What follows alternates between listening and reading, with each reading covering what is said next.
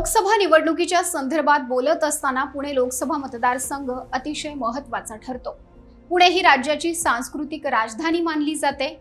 शिक्षणाचं माहेरघर असलेलं पुणे ऐतिहासिक, सामाजिक आणि आर्थिक म्हणजे उद्योग व व्यापाराच्या दृष्टिकोनातून सुद्धा महत्त्वाचं असल्यानं पुणे लोकसभा मतदारसंघ राजकीय दृष्टिकोनातून देखील कायमच महत्त्वाचा राहिलाय। या व्हिडिओमध्ये आपण निवडणुकीचा इतिहास जाणून घेताना या मतदारसंघाचा थोडक्यात सद्यस्थितीचा मागोवा घेणार आहोत। पुढे जाण्यापूर्वी एक विनंती, आपण फॉर द पीपल न्यूज चॅनलला सबस्क्राइब, लाईक आणि फॉलो कराल। पुण्याची ओळख छत्रपती शिवाजी महाराज, महात्मा फुले, लोकमान्य टिळक, महात्मा गांधी यांचे गुरु गोपाळकृष्ण गोखले, लहुजी वस्ताद, आगरकर, महर्षी कर्वे, गाडगीळ अशा मान्यवर महान विभूतींच्या कार्यानं जगभर झाली। त्यामुळे पुण्याचं नाव आलं की हा इतका मोठा वारसा समोर येतो आणि अशा वैभवशाली पुण्याचा खासदार होण्याचं भाग्य ज्यांना मिळालं ते कोण होते? या पुणे लोकसभा मतदारसंघाची रचना कशी आहे अशा अनेक बाबींवर आपण नजर टाकूयात। पुणे लोकसभा मतदारसंघात वडगाव शेरी, शिवाजीनगर, कोथरूड, पर्वती, पुणे कॅन्टोन्मेंट आणि कसबा पेठ अशा 6 विधानसभा मतदारसंघांचा समावेश होतो।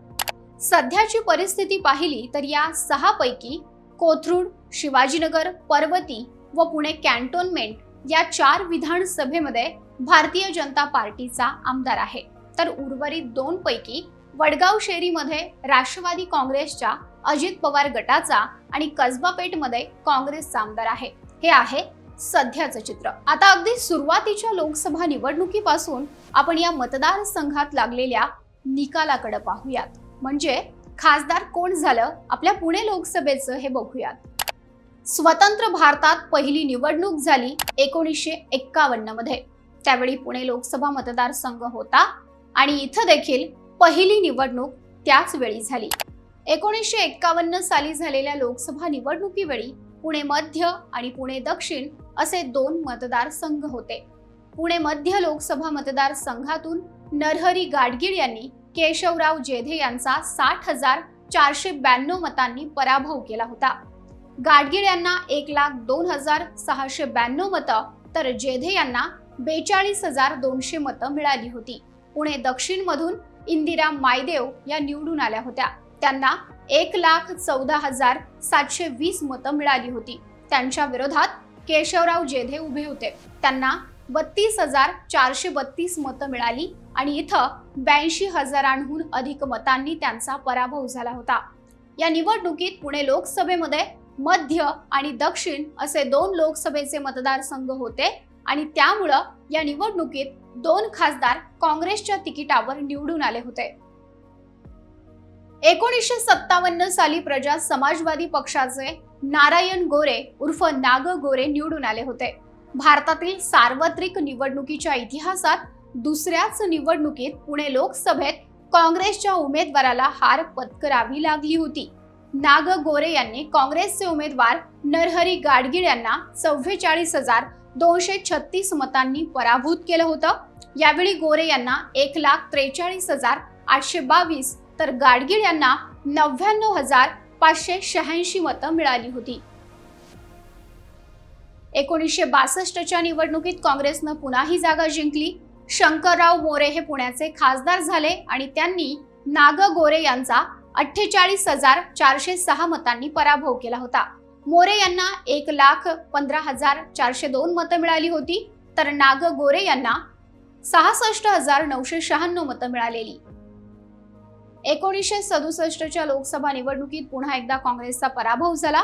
यावेळी काँग्रेसने नरहरी गाडगीळ यांना उमेदवारी दिली होती। त्यांना संयुक्त समाजवादी पार्टीचे श्रीधर जोशी यांनी सुमारे 13,000 मतांच्या फरकांनी पराभूत केले। जोशींना सुमारे 1.5 लाख तर गाडगीळांना सुमारे 1,30,000च्या वर मतं मिळाली होती। त्यानंतर 1971 आणि 1977च्या दोन्ही निवडणुकीत मोहन धारिया पुण्याचे खासदार झाले। 1971 मध्ये ते काँग्रेसकडून लढले, त्यावेळी भारतीय जनसंघाकडून रामभाऊ म्हाळगी त्यांच्या विरोधात उभे होते। मोहन धारियांना 1,50,696 मतं मिळाली होती तर रामभाऊ म्हाळगींना 1,13,000 मतं मिळालेली। विशेष म्हणजे 1977 मध्ये आणीबाणीनंतर मोहन धारी यांनी जनता पार्टीकडून निवडणूक लढवली आणि आणीबाणीमुळे काँग्रेसच्या विरोधात लाट होती। त्याचा फायदा धारिया यांना झाला आणि त्यांनी काँग्रेसच्या वसंत थोरात यांचा 48,167 मतांनी पराभव केला। धारियांना 2,09,922 तर थोरातांना 1,61,755 मतं मिळाली होती। यानंतर काँग्रेसची देशभरात पुन्हा एकदा लाट आली आणि 1980, 1984 आणि 1989 या तिन्ही लोकसभा निवडणुकीत पुणेकरांनी विठ्ठलराव गाडगीळ यांना विजयी केलं होतं। 1980च्या लोकसभा निवडणुकीत काँग्रेसच्या विठ्ठलराव गाडगीळ यांनी जनता पार्टीच्या नाग गोरे यांचा 28,830 मतांनी पराभव केला। त्यांना 2,15,161 तर गोरे यांना 1,86,331 मतं मिळाली होती। 1984 मध्ये जनसंघातून निर्माण झालेल्या भारतीय जनता पार्टीच्या जगन्नाथराव जोशी यांचा विठ्ठलराव गाडगीळ यांनी 1,98,354 मतांनी पराभव केला आणि ते दुसऱ्यांदा काँग्रेसच्या तिकिटावर खासदार झाले। गाडगीळ यांना 3,11,278 तर जोशी यांना 1,12,924 मतं मिळाली होती। 1989च्या निवडणुकीत भाजपाकडून अण्णा जोशी उभे होते आणि काँग्रेसकडून विठ्ठलराव गाडगीळ। गाडगीळ यांनी विजयाची हॅट्रिक साधत जोशी यांचा 8,181 मतांनी पराभव केला।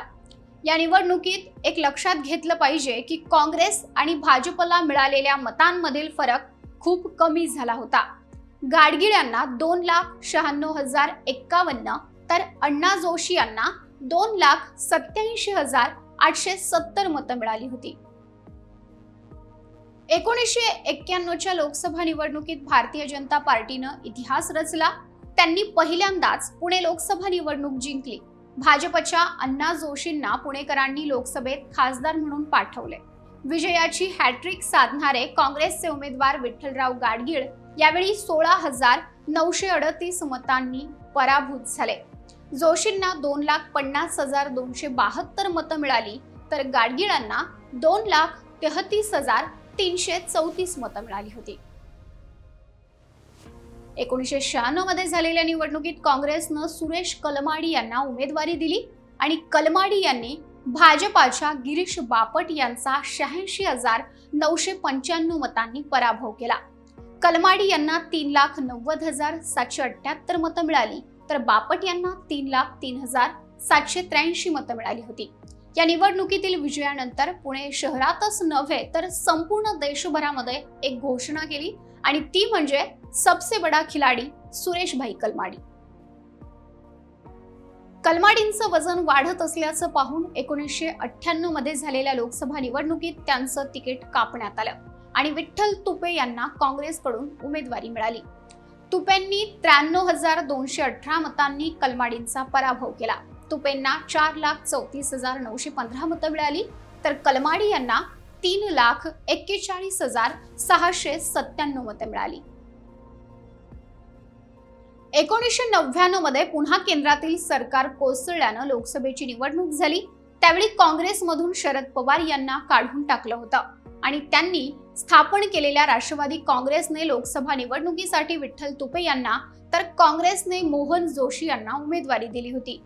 काँग्रेसची मतं विभागली गेल्यानं भाजपाचे प्रदीप रावत 91,285 मतांनी निवडून आले। त्यांना 3,04,955 मतं मिळाली। काँग्रेसच्या जोशी यांना 2,13,670 तर राष्ट्रवादी काँग्रेसच्या तुपे यांना 1,98,738 मतं मिळाली। 2004च्या निवडणुकीत काँग्रेसनं पुन्हा एकदा सुरेश कलमाडी यांना रिंगणात उतरवलं आणि त्यांनी भाजपच्या प्रदीप रावत यांचा 79,197 मतांनी पराभव केला। कलमाडींना 3,73,704 मतं मिळाली होती। रावत यांना 3,05,007 मतं मिळाली। तर 2009ची लोकसभा निवडणूक प्रसिद्ध बांधकाम व्यावसायिक DS कुलकर्णी यांच्या उमेदवारीमुळे खूप चर्चेत होती। त्यांनी बहुजन समाज पक्षाकडून निवडणूक लढवली होती। काँग्रेसकडून सुरेश कलमाडी, भाजपाकडून अनिल शिरोळे उमेदवार होते। तर त्यावेळी राज ठाकरे यांनी नव्याने स्थापन केलेल्या महाराष्ट्र नवनिर्माण सेना पक्षाने पहिल्यांदाच लोकसभेची निवडणूक लढवली। त्यांच्याकडून रणजित शिरोळे उमेदवार होते। या चुरशीच्या लढतीत अवघ्या 25,701 मतांनी कलमाडींनी विजय मिळवला। त्यांना 2,79,973 मतं मिळाली।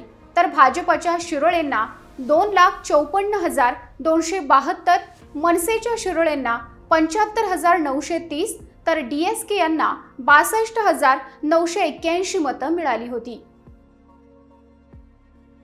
2014च्या निवडणुकीत भाजपकडून अनिल शिरोळे यांना पुन्हा एकदा उमेदवारी देण्यात आली। काँग्रेसकडून विश्वजित कदम हे नव्या दमाचे उमेदवार होते। मनसेकडून माजी आमदार दीपक पायगुडे निवडणुकीच्या रिंगणात होते। तर आम आदमी पक्षाकडून सुभाष वारे उमेदवार होते। या निवडणुकीत भाजपच्या अनिल शिरोळेंनी काँग्रेसच्या विश्वजित कदमांचा दारुण पराभव केला। अनिल शिरोळे यांना 5,69,825 मतं पडली। तर 2,54,056 मतं घेऊन विश्वजित कदम दुसऱ्या स्थानावर राहिले।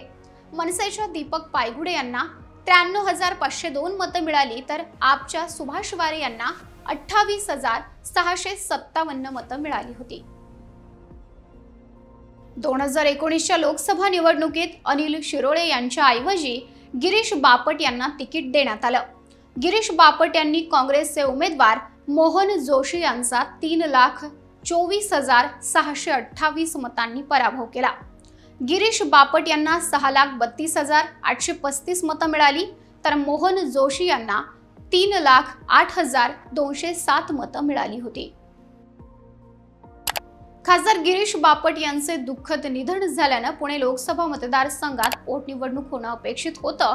मात्र तत्पूर्वी कसबा विधानसभेच्या पोटनिवडणुकीत भाजपचा दारुण पराभव झाल्यामुळे लोकसभेची पोटनिवडणूक घेणं भाजपच्या केंद्रातील सरकारनं टाळल्याचा आरोप विरोधी पक्षांनी केला। आता 2024ची लोकसभा निवडणूक जवळ आली आहे। त्यासाठी कुणाला तिकीट मिळणार, कोण कुणाच्या विरोधात तगडी फिल्डिंग लावणार, पुणेकर कुणाला पसंती देणार हे निकालानंतर स्पष्ट होईलच। परंतु भाजपासह काँग्रेसकडूनही अनेक जण इच्छुक आहेत। त्यामुळे उमेदवार कोण असणार, इथपासून ते कोण उमेदवार असणार आणि निकाल कसा लागणार अशा सर्व चर्चा सध्या जोरदार सुरू आहेत। भाजपकडून सुनील देवधर यांच्या नावाची चर्चा सुरू असली तरी त्याविषयी अधिकृतपणे कोणीच बोललेलं नाही। देवधर यांच्या व्यतिरिक्त राज्यसभेचे माजी खासदार संजय काकडे, माजी महापौर मुरलीधर मोहोळ, दिवंगत खासदार गिरीश बापट यांच्या स्नुषा स्वरदा बापट, माजी शहराध्यक्ष जगदीश मुळीक यांच्या नावाची चर्चा आहे। त्यापैकी देवधर, काकडे, मोहोळ, मुळीक यांनी जनसंपर्क वाढवला आहे। महाविकास आघाडीत पुणे लोकसभेची जागा काँग्रेसकडेच राहणार हे निश्चित आहे। त्यांच्याकडून कसबा पेठ विधानसभेचे आमदार रवींद्र धंगेकर यांच्या नावाची चर्चा असली तरी काँग्रेसशी एकनिष्ठ असलेले माजी आमदार मोहन जोशी, शहराध्यक्ष अरविंद शिंदे यांच्याकडूनही उमेदवारीसाठी दावा केला जात आहे। तर महाराष्ट्र नवनिर्माण सेनेने लोकसभा निवडणूक लढवण्याचा निर्णय घेतला आहे। त्यांचे माजी शहराध्यक्ष व माजी नगरसेवक वसंत मोरे यांनी पक्षानं आपल्याला उमेदवारी द्यावी म्हणून आणि पुण्याचा खासदार व्हायचंय अशा प्रकारची इच्छा उघडपणे व्यक्त केली आहे। आता पुणे लोकसभेची यावेळची निवडणूक रंगतदार आणि अटीतटीची होईल अशी चिन्ह आहेत।